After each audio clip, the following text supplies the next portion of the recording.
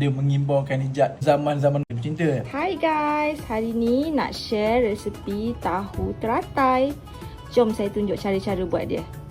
Masukkan daging, saya guna daging Ramly je guys, yang paket kecil tu. Tapi ni saya ada extra, saya tambah lagi separuh. Yang ni saya masukkan garam, aji, kalau tak nak guna korang guna hajah.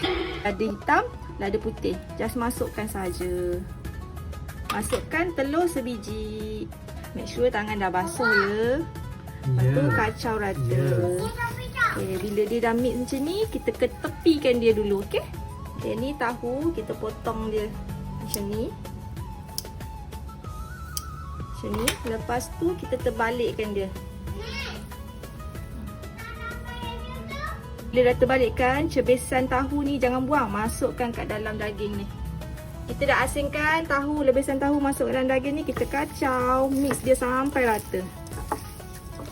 Kita ambil ni, isi daging ni, korang isi padat-padat. Jangan sikit-sikit, jangan kedekut. Dia kena padat sebab daging ni bila dah masak, dia akan kecut. Okay, kena padat. So, kita buatlah sampai habis. Dah siap. Jom kita goreng. Panaskan minyak. Kita goreng. Bismillahirrahmanirrahim. Dia kena terlungkupkan.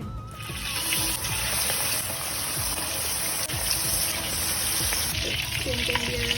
Wah. Wah. Okay. Sampai dia dah kita angkat, kita terbalikkan dia untuk minyak dalam tu keluar. Kita bertemu lagi di dalam Fatihah Masak Ijat yang makan. So, sebelum ni Ijat pernah rasa tau macam ni, tapi bukannya full daging. Sebelum ni tahu bergedil, dia ada kentang. Ijat memang peminat daging. So, jom kita rasa dulu tanpa cicah sos. Tengok pun rangup. Oh, rengar guys. Rangup. Bismillah.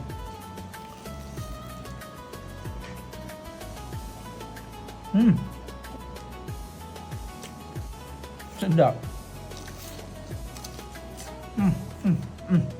Sebenarnya Fatihah dulu dia pernah buat tau untuk Ijat masa kita bercinta.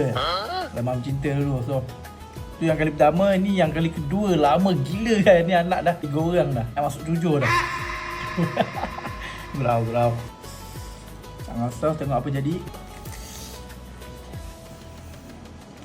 Bila dia cicah dengan rasa style ni bertambah colourful lah. Oh, lupa tanya, ni nama dia apa? Tahu teratai. Tahu teratai. Baru saya tahu. So guys, korang boleh try sendiri resepi ni. So, macam biasa, korang komen dekat bawah apa lagi yang Fatihah boleh masak, Ijat yang makan. Macam nak layan dulu.